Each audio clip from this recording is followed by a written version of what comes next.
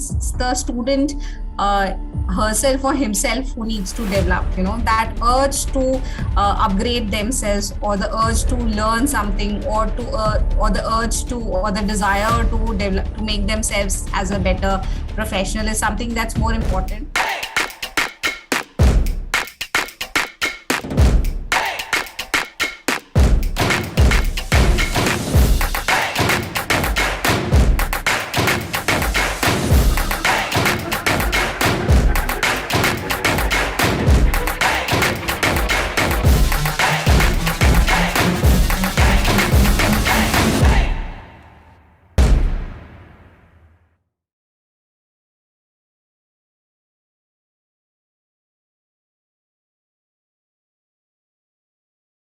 Technology is moving our world at hyper speed, and most businesses are scrambling to keep pace, from how they engage and customers to how they plan, respond, and position for the future.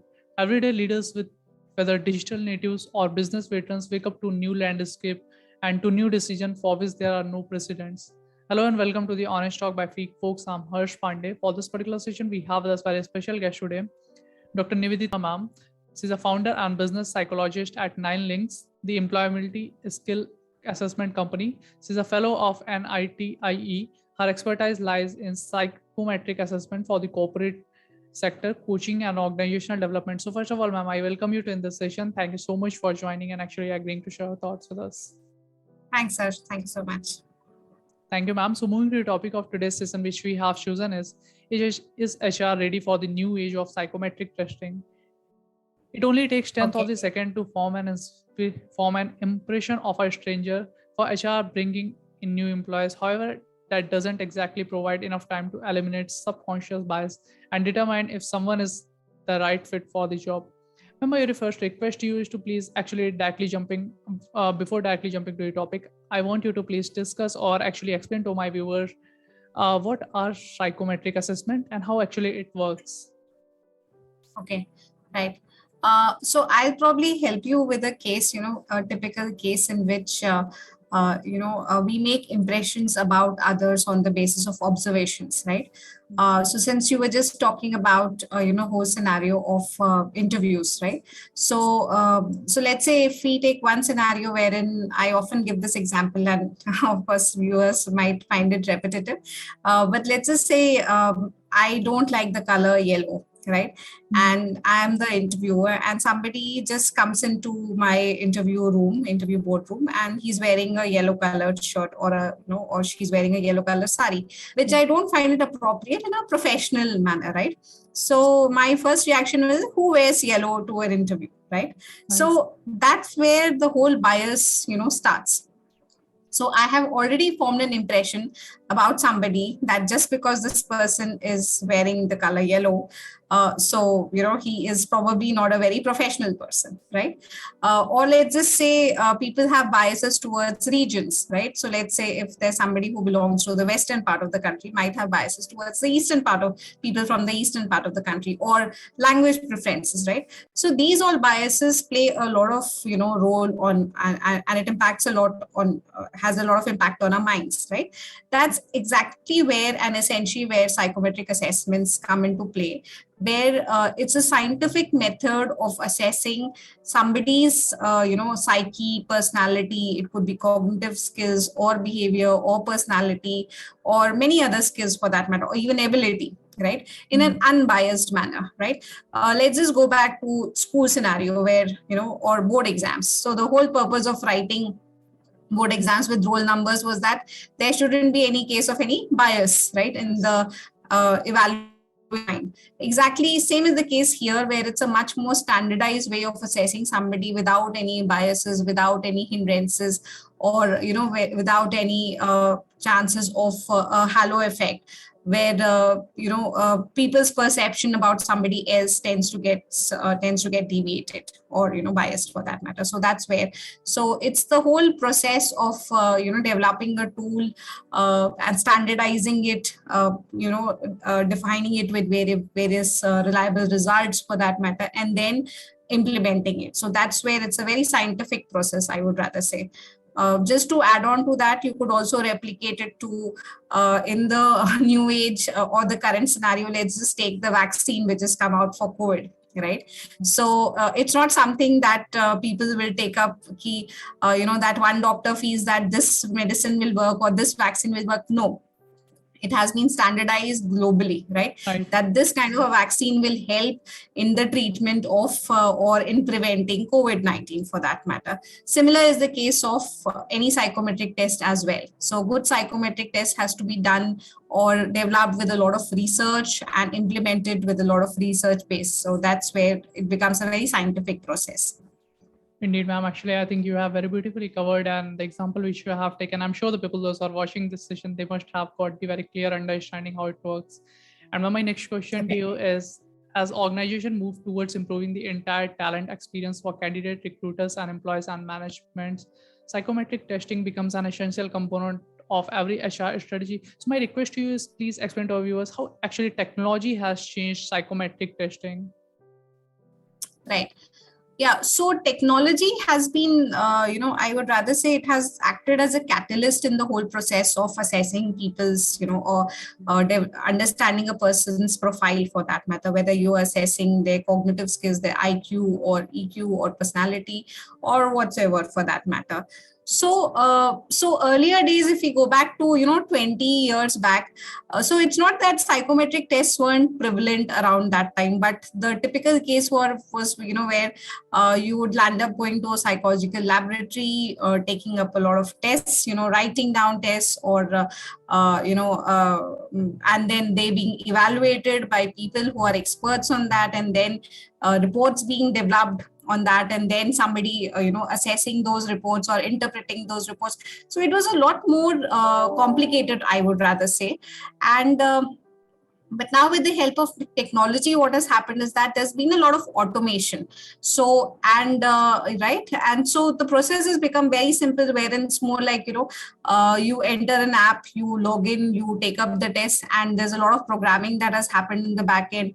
A lot of data analytics goes into the back end, and that's where exactly I would rather say it has psychometric assessment is as good as, or it's equivalent to an HR tech company, wherein HR tech companies are taken only in the space of either payroll processing or data analytics for that matter. But even psychometric assessments is an online psychometric assessment platform is an HR tech organization, because it is enabling the HR to make better decisions, make better and informed decisions, right? So that's where, and also the best part about is that it can be remote proctored, right? So earlier, let's say if you're applying for a job and you have to take up a psychometric test, so you have to travel to that city and take up the test, fill up a questionnaire, and somebody will evaluate it, somebody will create a report out of it, and then the report will be communicated to you whether you're selected or you're not selected, especially in the organization setting. But now one can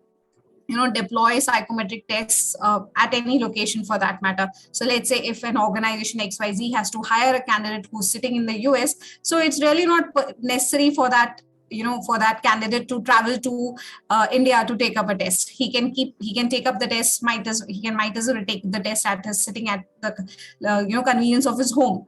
So all that he needs is a system. It could be a mobile or a desktop or anything, and probably and just needs to have good internet speed. So that's where I think technology has really enhanced and changed the whole paradigm, I would rather say. Okay, this is a great sign that technology has actually enhanced this whole process. Absolutely.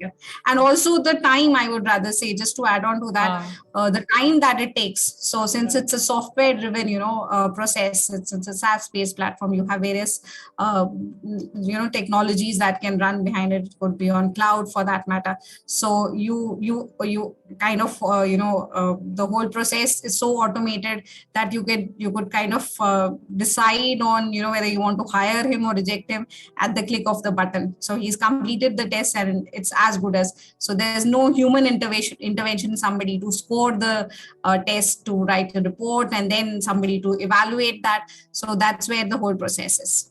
Right. And ma'am, actually there's one question which here becomes obvious, is that actually our current HR ready for new age of psychometric testing? Right. Yes. So I would rather say it's become, I rather put it that way, is that, COVID-19 has been a blessing in disguise for us, because I would rather say about 3 years back, a lot of MSME, while the larger organizations definitely were, always open for such kind of technology, as well as for such kind of assessments. But the MSME organizations, sector organizations definitely had their own biases, right? But yes, with COVID-19, I would rather say, where the world has become much more virtual, it's not possible for the candidate or the interviewee to travel up to the interviewer's office, for that matter, make multiple rounds of sittings with him. So that's where I think psychometric assessments has played a very drastic difference in the lives of an interviewer, in terms of understanding a person's profile, sitting at his or her own office, and making a decision whether he or she wants to be, he or she should be hired, for that matter. Exactly. And there's one more So, question, actually. sure. I always love to talk about this. This is called entrepreneurship. So my question to you is, how do you see the scope of entrepreneurship in this particular domain? Well, there is a lot of scope, I would rather say, because if I have to talk about my own journey, for that matter, while, I would rather say about 5-7 years back, there were a lot of tools which were in the space of, which were there for middle levels and middle level managers, and for leadership levels, right? But yes, we created that niche, and we created that USP in the organization, where we developed a psychometric test even for the blue collar workforce. So there is definitely a lot of scope in terms of enhancing any test, as well as launching new tests, finding out what the corporate really needs, right? And then I think that's where the whole entrepreneurship model can be absolutely beneficial for the Indian setting as well. This is really great, actually. And ma'am, one question actually here comes, and which is really, I feel, means important one. In the in the face of rapid and continuous change, the need to reskill and upskill entire workforce is one of the most significant challenge we face today and for the foreseeable future. So, what are Sure. the some recommendations you have to foster reskilling and upskilling of the entire workforces? Right. So definitely, I would rather say, while if we have to talk about the functional skills, technology is something that's being talked about everywhere. Everybody's talking that you have to have, basic technology skills and basic functional skills for any domain, for that, or for that matter, functional expertise or domain expertise, for that matter. And it's all about the world of skills, for that matter. So as people talk, that education, or probably educational qualification, is becoming obsolete, but it is the skills that make a lot of difference. But yes, there is still a large chunk of the industry where they're still thinking about, that it's only the functional domain or the technology expertise that will help you excel. So well, that can be learned at any given point of time. But if we have to talk about about the core skills that any employee or any working professional should be the employability skills, or the right behavioral skills, or the right attitude, for that matter. Exactly. Why I would want to probably put it at a higher pedestal is because if you don't have the right attitude, for that matter, or the right behavioral skills, for that matter, how much ever hard you try to obtain a skill to excel well at your job, right, will become very difficult. It's Right. only when a person has the right attitude, is open to learn, is open to learning any new skill, or has the right team spirit, for that matter, only then he or she can excel at their workplace. So I think that's where, as a psychologist, I always place the behavioral skills, or I would rather say personality, at a higher pedestal than functional or a domain skill, for that matter. Exactly, ma'am. And there's one more question, actually. The global pandemic and other recent set experiences have inspired us to Sure. ask what else. So, what do you feel? Right. What are the kind of a mindset and a skill set that need to be developed? And what will be advice from your side to students, those who are still in their colleges? What kind of skills they must learn, they must equip in their college days in order to make themselves more compatible with the current industry demand? Sure. So I think more than the college playing or the institute playing a role in developing the students, it's the student herself or himself who needs to develop, that urge to upgrade themselves, or the urge to learn something, or the urge to, or the desire to develop, to make themselves as a better professional, is something that's more important. But there are definitely certain attributes or certain skills that become very imperative. One is definitely, a student or a working professional has to become much more adaptable. Exactly. In the past 2 years, we have seen a sea of change, a sea of changes. We have moved from, a full-time office environment to a full-time virtual environment, right? Still performing, right? So what did all of that need? It needed a lot of flexibility, a lot of adaptability, that come what may, you still work under various circumstances, but you still know how to work efficiently. So, and of course, people who couldn't really accommodate to those changes, they really couldn't flourish well, right? So that's where I think it makes a lot of difference, that the more adaptable, the more flexible you are, I think success is sure to follow. And the other thing that I really feel important is resilience. Yes. So, each industry has its own, phases of success and failure, for that matter. So if we just have to go back to the year 2008, 2009, which was the period of recession, right? The IT sector really had dipped. But now if we look at, the current scenario, it's the IT industry which is literally flourishing, right? Right. So, but yes, the manufacturing industry has taken a dip, right? So that's where everybody, I think, has to be high on resilience, because we never know what the future holds holds Exactly. in front of us, right? So I think it's the resilience that will help us to, help us fight back, help us to bounce back. And that's where, come what may, any situation, we'll be ready to perform. So I think these are two skills that I think definitely, anybody for that matter, whether it's a fresher or whether it's a leader, or or anybody who's a working professional, irrespective of which function, which industry, I think these two skills really become very imperative in the current scenario. Indeed, actually, ma'am. And there's one more question which suddenly came into my mind, and I just wanted to know your thoughts. How do you think people are actually focusing, and they are finding more fascinating this gig economy thing, this gig working? So, what are your thoughts? Do you think future belong to this? Absolutely. I think, so. See, the world will keep upgrading itself. So the more we hold on to something that's in history, the worse it will be. So I think it's definitely something that's the new age scenario. So I think it's something that we definitely should look forward to. Yeah. Cool.